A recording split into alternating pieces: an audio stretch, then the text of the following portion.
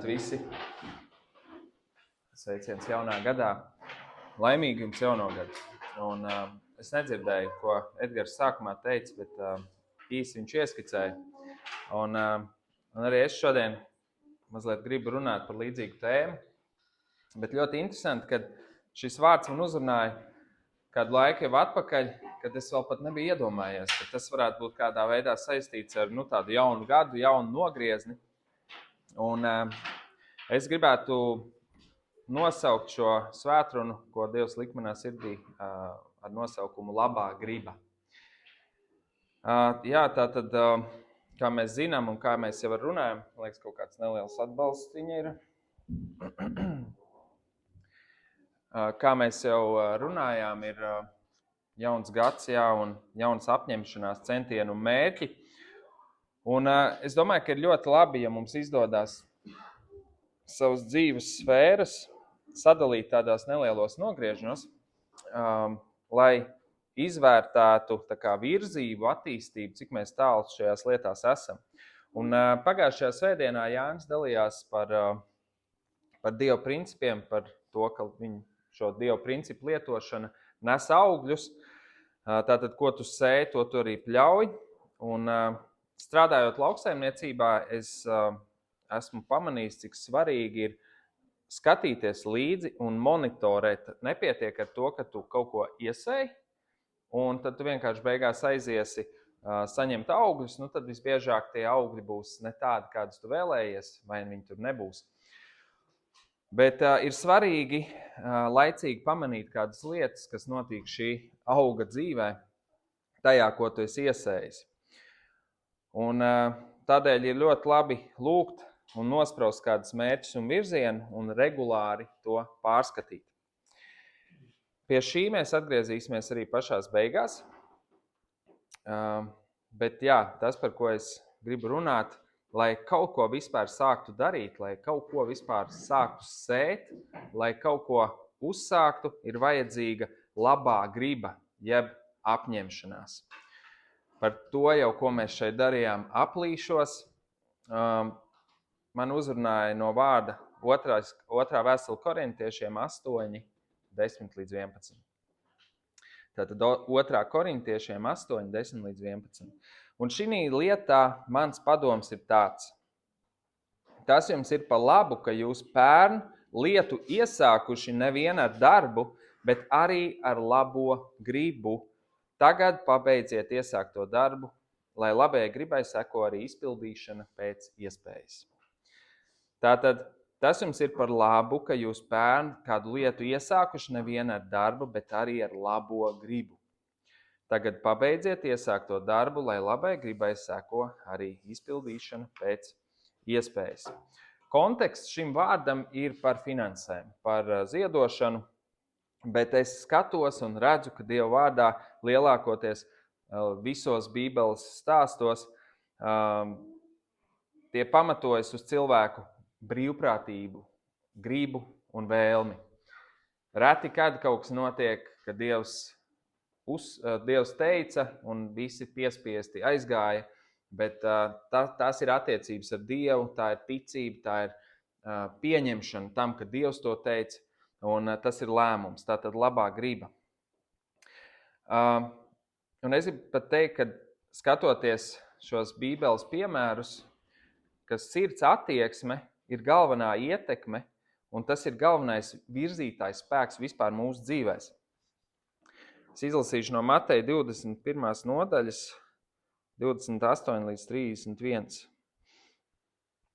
Mateja 21, 28, 31.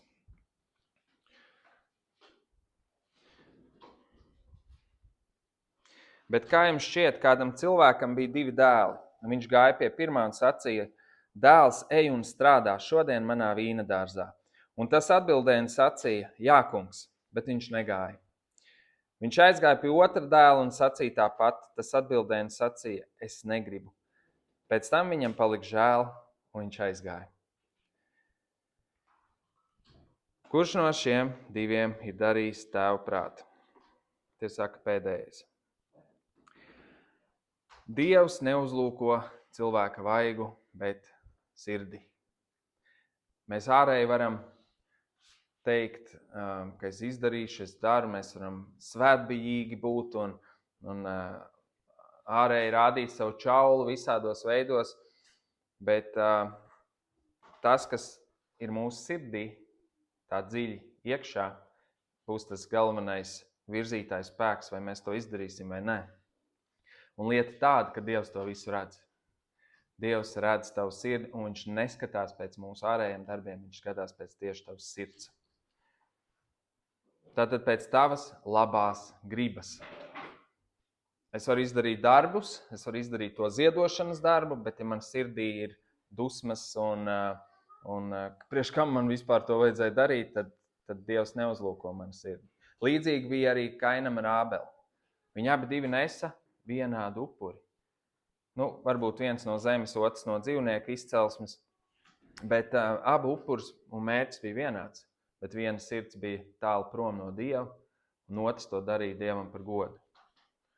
Tātad sirds attieksme ir galvenā ietekme, un tas ir mūsu galvenais virzītājs spēks mūsu dzīvēs. Kad es nācu pie ticības, tad es redzu un atceros un priecājos, ka Dievs caur savu žēlstību izmainīja manu dzīvi. Gan drīz visās dzīves sfērās, nozarēs. Vispirms jau viņš piedod manus grēkus. Un tu arī zini, ka tavi grēki ir piedoti. Un pēc tam viņš deva spēku tikt vaļā no dažādām atkarībām, no dažādiem grēkiem. Kaut kas notika uzreiz, kaut kas notika palēnām procesā.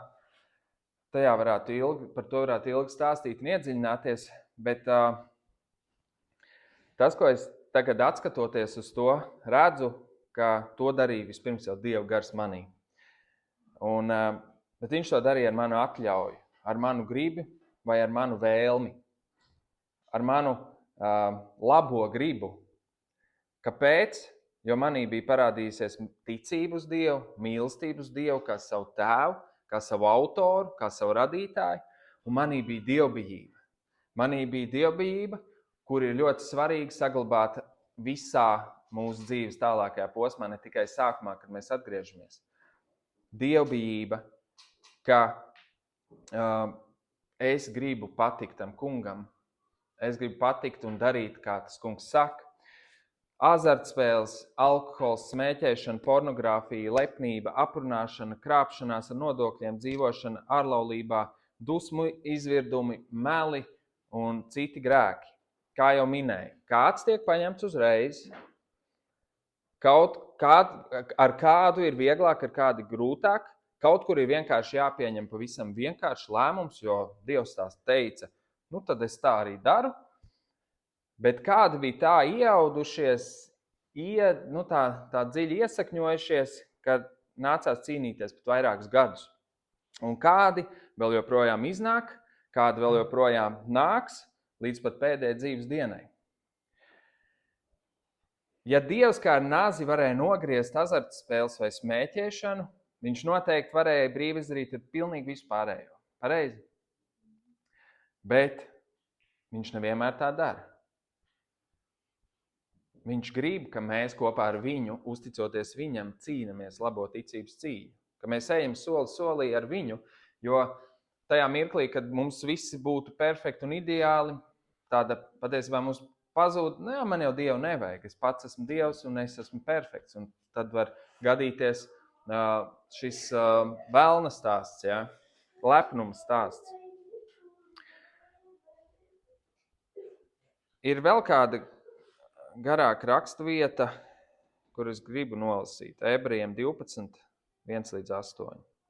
Šajā kontekstā. Ebrejiem 12, 1-8. Kas paskaidro šo iešanu kopā ar Dievu.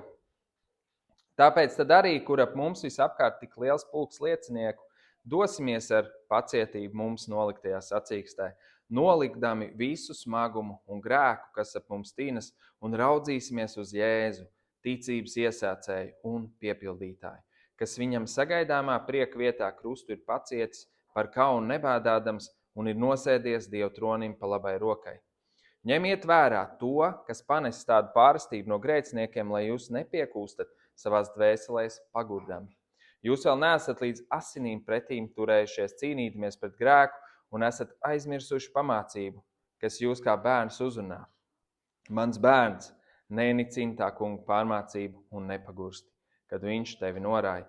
Jo ko tas kungs mīl, to viņš pārmāca un šaus katru bērnu, ko viņš pieņem. Pacietiet pārmācību, Dievs izturs pret jums kā pret bērniem. Jo kur ir bērns, ko tēvs nepārmāca? Bet ja jūs esat bez pārmācības, ko visi ir saņēmuši, tad jūs esat nelikumīgi bērni un ne īsti bērni. Tātad ir svarīgi, ka mēs saglabājam šo dievbērnības un dievbijības attieksmi. Labo gribu, paliekam mācāmi, paliekam pacietīgi un mērķtiecīgi atļaujam Dievam ravēt nezāles no mūsu sirdīm un no mūsu dzīvēm. Un šeit patiešām es nerunāju, ka kāds kļūst perfekts, bet šeit ir vienkārši vajadzīga, es runāju par gribu, par vienkārši vēlmi. Pat ja tu šodien ir jauna žēlstības diena, šodien tu esi nulles pozīcijā, šodien tu stāvi uz stingras zemes, tu dzirdi Dievu vārdu un šodien tas ir tavs lēmums. Vai atļaut Dievam pārskatīt savu dzīvi vai nē. Un kā jūs minēju par savu dzīvi, tiešām Dieva žēlstības, ticības un dievbijības šajā rezultātā kādas lietas, kuras es pirms tam nosaucu, kas bija regulāras, kas tika darītas bieži, kas tika darītas katru dienu, pat piedzīvojot Dievu, viņas ar laiku pārtapa reizi nedēļā, vai reizi mēnesī, reizi gadā, un vienkārši beidzās. Un es tagad varu paskatīties atpakaļ, un ir vēl lietas, ar ko cīnīties, un, kā jūs saku, mums būs ar ko cīnīties, bet tu skaties, ka ja tu saglabā šo attieksmi, ka tu esi pakritis, ka tu saglabā tādu proaktīvu attieksmi, nerimstošu vēlmi, tāpat no tā atbrīvoties, tu nožēlo, tu lūdz Dievam piedošanu, tu lūdz Dievam spēku un palīdzību ar to tik galā, Dievs to redz. Viņš redz tavu sirdi, viņš redz tavu attieksmi, ka tu gribi ķeproties no tās vietas ārā. Nevis, ka tu paliec vienkārši, es netieku, pirmā reize iekritu, neko darīt. Tāds, es esmu. Nē, Dievs grib, ka tu mērķtiecīgi cīnies, ka tu ej ārā, ka tu kāp ārā. Un vairākas reizes man bija kārdinājums par kādu no šīm lietām, ko es varu kādreiz liecības laikā pastāstīt, bet vairākas reizes man bija kārdinājums vienkārši pārstāt cīnīties. Negribu to darīt. Ja? Katru reizi justies slikti, tad nāk visādākas tiesājošas domas, ja? Vai tu vispār esi glābts un tā tālāk. Ja? Bet nē, tas nes rezultātu. Ticības cīņa, tava labā griba, tuvošanās Dievam, tas nes rezultātu. Bībele saka šādus vārdus: šodien, ja dzirdēsiet viņa balsi, neapcietiniet savas sirdis. Un, kā jūs teicat, man vairākas reizes bija kārdinājums pārstāt. Bet Dievs saka, ja tu dzirdi Dievu garu balsi, tā nedari vai dari savādāk, neapcietini savu sirdi. Seko šai balsī, turpini pie tās ķerties klāt. Jo, zini, sirdsapziņu un garu balsi var apklusināt. Mums ir brīvā grība. Viņš ir džentelmenis, kas neuzspiež. Kurš atcerās filmu par Supermenu? Bija tāda Supermens, vairāk varianti bija. Kristīna atcerās. Es nesaku, šī filma ir lielisks piemērs, kā kristietībai un tam līdzīgi. Tādā ziņā es neiesaku. Bet vai tu arī atceries, kas viņu padarīja bezspēcīgu? Bija tāds kriptonīts, bija tāds akmens, kas viņu padarīja vāju. Un es gribu teikt tā, šajā analoģijā un kontekstā, zini, ka grēka atstāšana bez ievērības, bez cīņas un labās gribas to pārtraukt ir kā kriptonīts Supermenam. Tas tevi novājinās un vēlna mērķis ir atstāt tevi neitrālu, vienkārši neutralizētu. Jā, Ebrejiem 10:26 ir skarbi vārdi. Pāri visam Dieva žēlastību, paldies Dievam, jo ja mēs pēc patiesības atziņas saņemšanas tīši grēkojam, tad neatliek vairs upuris par grēkiem, bet gan briesmīgi tiesas gaidīšana. tīši un apzināti. Kas ir tīši un apzināti? Tas ir, kad tava labā griba saka, man ir vienalga. Tāpēc šodien es tevi iedrošinu un aicinu pārskatīt savu sirdi un šajā jaunajā apņemšanās laikā, labās gribas tādā pacelšanas laikā izcelt kādas lietas ārā. Dzenies pēc miera ar visiem un pēc svētas dzīves, bez kā neviens neredzēs to kungu. Mēs nevaram ignorēt, ka Dieva vārds tik daudz runā par svētāpšanas procesu. Mēs nevaram to ignorēt. Es lasu Dieva vārdā, kur ir teikts, ka pēdējos laikos tie iecels savu sludinātājs kausis niezi. Un, ja es gribētu patikt vairāk cilvēkam, tad es noteikti nerunātu šādu tēmu. Es tad labprātāk runātu kaut ko tīkamāku, patīkamāku. Bet šī tēma ir mums visiem jāzina. Par to ir jārunā.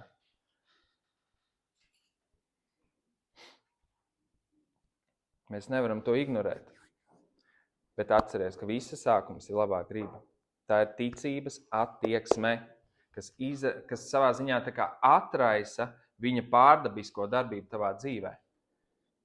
Tas, ka tu pasaki viņam jā, tas atraisa viņa pārdabisko darbību. Viņš ir svēts, viņš ir liels, viņš var izdarīt fenomenālas lietas, ja? Bet tavs jā viņam ir vajadzīgs. Diena, mēnesis vai gads, 2-5 gadi paliec uzticams cīņā līdz galam. Cīnies labo ticības cīņu. Un ir ļoti daudz un dažādi piemēri, kā jau es minēju pirms tam. Pirmais ķēniņš, Izraēls Sauls, mēs redzam viņa dzīvi, ka viņš tika iecelts, ka viņš tika svaidīts, bet ātri vien varēja redzēt to, kas ir dziļi sirdī, kas svarīgāk par to, ko saka Dievs, kļuva, ko saka cilvēki. Kā es izskatīšos, kā es jutīšos. Tas kļuva svarīgāk, tas kļuva kā tāds elks vairāk par to, ko saka Dievs.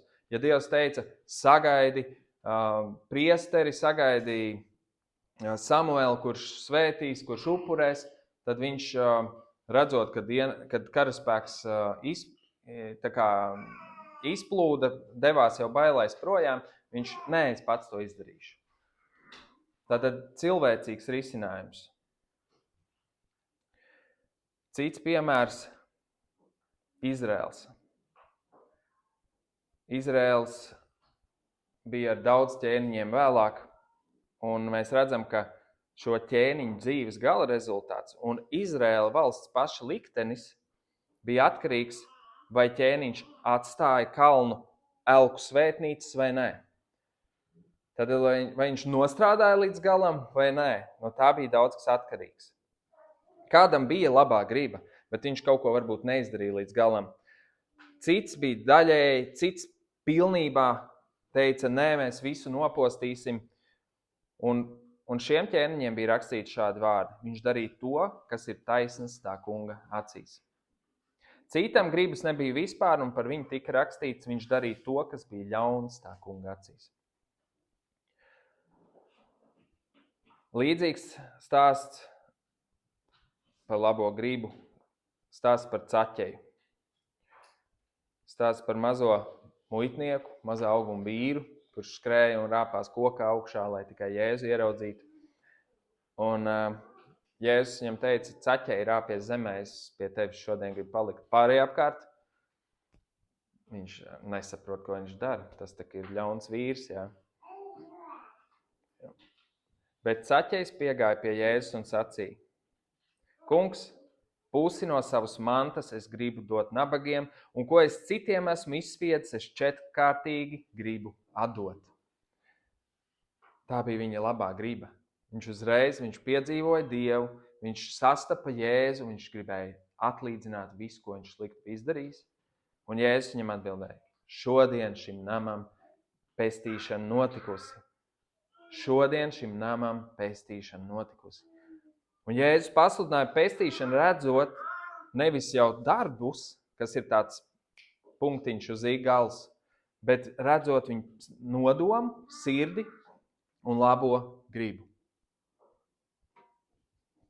Mīļie, atgriešanās, jā, tas ir vienreizējs notikums, bet pēc tam tas ir apzināts un līdz dzīves beigām esošs ikdienišķs lēmums. Ikdienišķa dievbijības attieksme un dzīves izmaiņa. Kā jums šķiet, vai Caķejs drīz ķērās pie darba vai nē? To mēs varam tikai nojaust. Bet, redzot Jēzus attieksmi pret viņu un vārdus, es domāju, ka viņš darīja to uzreiz. Tieši tāpat, kā to darīja pazudušais dēls.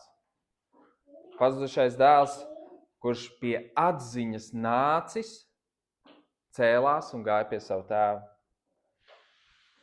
Līdz ko viņš nāca pie atziņas, pie šīs labās gribas, viņš cēlās un gāja pie savu tēvu. Katra atliktā diena, mēnesis, gads tevi attur savā ziņā no labākā Dieva plānta vai dzīvei. Un es nerunāju šodien patiesībā tikai par grēku. Tas ir manas dzīves piemērs, bet es runāju par arī Dieva aicinājumu tavā dzīvē. Par labiem darbiem, kas tev ir sagatavot, par taviem mērķiem un sapņiem, ko tu esi saņēmis no viņa. Pirms 2 nedēļām es stāstīju par, kurš atcerās par makroelementiem, mikroelementiem. Kad 90% kviešu ražas veido makroelementi un tikai 10% mikroelementi. Pagājušais to attiecināja par žēlastību, 90% un 10%, ka no žēlastības mūsu darbi. Šeit var teikt kaut ko līdzīgu. Tava labā griba un tāds spiešanās pie Dieva ir makroelementi 90% un mikroelementi ir līdz galam izdarītais darbs. Un, ja labā griba tā netiek izdarīta, tātad, ja mēs nogriežam pilnībā šos mikroelementus, tad ražas nav. Tātad darbībai ir jāsako. Darbībai ir jābūt. Jo labai gribai bez darbības nav jēgas un līdzīgi ir otrādāk. Darbība bez labās gribas, kā jūs minēju iepriekš, tam nav īsti jēgas. Un patiesībā es lasot atstāto Jēzus instrukciju par to, ja mēs redzam, pārējot atpakaļ pie grēka tēmas, ja mēs redzam brāli grēkojam, iet un runāt zem 4 acīm, ja, šis aicinājums, un pēc tam šie nākamie posmi. Un tas ir ne tikai, lai norādītu un pārliecinātu, kā ir rakstīts, noejam pamāca viņu zem 4 acīm, viņš to klaus, tad tu savu brālis mantosi. Patiesībā tas ir arī, lai iedziļinātos un noskaidrotu brāļa attieksmi, brāļa situāciju, jo tu nevari no malas redzēt, kas tur īsti notiek. Varbūt viņš cīnās, varbūt viņam tieši ir vajadzīga šī lūkšana, un šīs 4 acis būs to nākamo gadu, 2 vai 5, un tu kopā ar viņu ies šo cīņu. Un vienā brīdī varbūt tu tiešām redzēsi, ka viņa attieksme ir, nē, man vienalga, es dzīvoju tā, kā dzīvoju. Jā, tad sauc nākamos.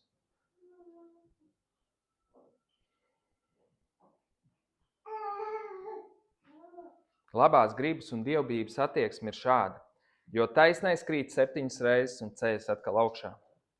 Jo taisnais krīt 7 reizes un ceļas atkal augšā. Bet bezdievīgie ieslīgs nelēmē. Salmam pamācības 24:16.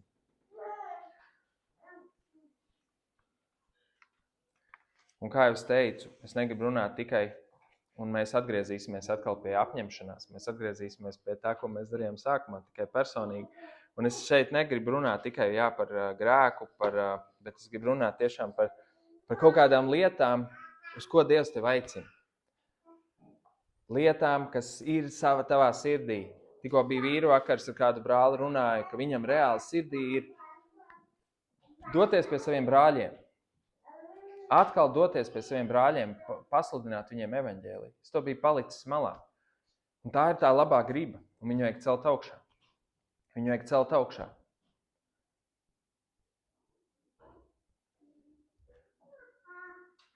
Ja ļoti mūs visus var sastaistīt līdz pēdējiem, Jo Bībelē arī teikt tādu vārdu, kas zina labi darīt un nedara, tas viņam ir par grēku. Mēs visus var sasaistīt un sasiet. Bet tas nav, šis, ko es šodien gribu runāt šeit, tas nav, lai mūs sasiet. Tas ir, lai mūs tieši atraisītu. Lai mūs atraisītu un mēs varētu iet tādā brīvībā kopā ar viņu. Saprast, ka, jo viens variants ir teikt grēks, un tu tiec iespies stūrī, bet otrs ir, kad atdod to viņam, turpini atdot to viņam. Turpini, nepadodies, vienkārši turpini. Un viņš tev pieņem. Turpini, viņš tev pieņem. Kādu katrs dāvanu saņēmis, ar to kalpojat citam. Kā labi dažādi veidi Dieva žēlstības namtur. Tā jau, kā es teicu, kādam sirdī ir tuvinieki, brāļi, ģimene, draugi, kam pastāstīt par Jēzu. Kāds grib sākt kalpot draudzē, kaut ko uzsākt. Kādam ir vajadzīgs atvainoties un izlīdzināties. Kādam varbūt ir sirdī uzspodināt savu talantu vai dāvanu, ko tu esi saņēmis no Dieva. Kādam varbūt tā ir atbrīvošanos no grēka.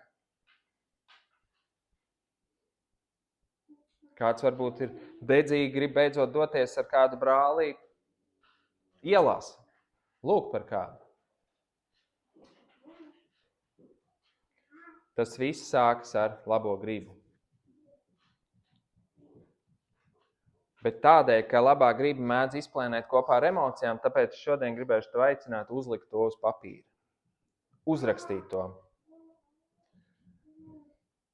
Uzrakstīt un burtiski, kā mēs nosūtam Dievam, bet kā mēs citam nosūtam vēstules, tā iedot šo vēstuli Dievam. Lūk par to un lūk, lai Dievs atraisa. Jo ne visas šīs situācijas vienkārši izdarāmas. Viņas nav vienkārši. Pat aiziet pie brāļiem, tas nav tā vienkārši, labi, es rīt eju, apzvanīšu visus. Nē, tā ir lūkšana, Dievs atraisi viņu sirds durvis, atraisi situācijas, ka man izdodas pie viņiem tikt. Bet ja es nenododu to Dievam, tad es to daru savā spēkā. Tad es vienkārši izdaru to ķeksīšu pēc, jo tas taču ir jāizdara.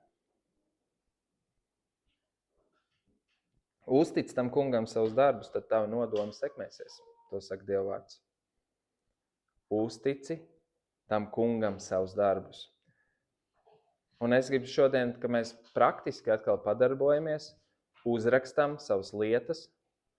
Vai tas ir personīgajā dzīvē kaut kādas lietas, attiecībās ar Dievu, ģimenē, darbā, draudzē, ka tu uzraksti kādas lietas, tev būs laiks.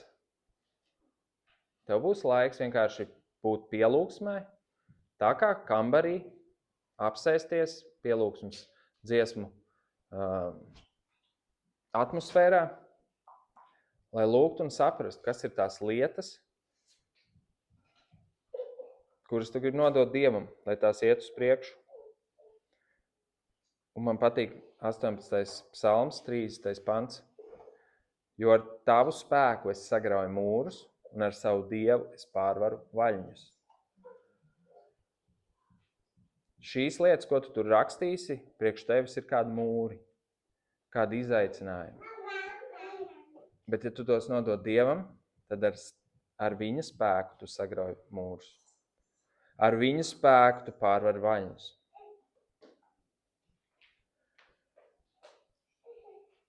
Edgars man palīdzēs aizmugurē, es esmu sagriezis lapiņas. Bet ja kāds vēlas, to var darīt telefonā, planšetē. Ja pietrūks lapiņas, sadalīsim mazākās. Artis parūpēsies par pielūgs dziesmām. Pielūdz to kungu, slavē viņu. Pateicies viņam, ka viņš tavus grēkus tevi piedevis. Tu šodien stāvi uz cietas zemes. Lai kur tu būtu, tu stāvi uz cietas zemes, jo tu pacel savus acis pret viņu. Un nodod šodien viņa rokās. Un es gribu tev atgādināt, pārskati to, ko tu sarakstīsi, pārskati to regulāri. Kā es minēju pašā sākumā, es varu iesēt pēc gada, ja sezonas atnākt un paskatīties, nesanāca. Nu jā, kaut kur bija slimība, kaut kur bija kaitēklīts uzmeties, Vai es varu ik pa nedēļai pārskatīt, kā man iet šajā jautājumā? Dievs, es turpinu lūgt par šo lietu, ko es esmu apņēmies. Un tu ieraugi, jā, kaitēklīts, nolasam kaitēklīšus vai uzsmidzinam kaut ko. Kā nu kurš? Pārskat to regulāri. Un tas būs tev par labu. Tu tiksi atraisīts. Tava kalpošana, tavas sirds kalpošana, ja vēlme ies uz priekšu. Un es tev gribu vēl pateikt beigās vēl vienu. Lielāko prieku un perspektīvu par to, ko tu tur rakstīsi. Efeziešiem 3:20. Bet viņam, kas darbodamies mūsos ar savu brīnišķīgo varu, spēj darīt daudz vairāk par visu, ko lūdzam vai saprotam. Tu šodien rakstīsi to, ko tu gribi lūgt, to, ko tu saproti, bet viņš spēj darīt daudz vairāk. Un tā lapiņa paliks pie tevis, tā ir personīga, tev nebūs ar to nevienu jādalās. Atver Dievam savu sirdi un tuvojies viņam. Lai Dievs šķīsta tevi, lai dod tev spēku tikt vaļā no grēka, kas varbūt ir vēl vilcies un tīnies apkārt, vai vienkārši kalpot viņam jaudīgāk. Lai Dievs jūs svētī. Āmen.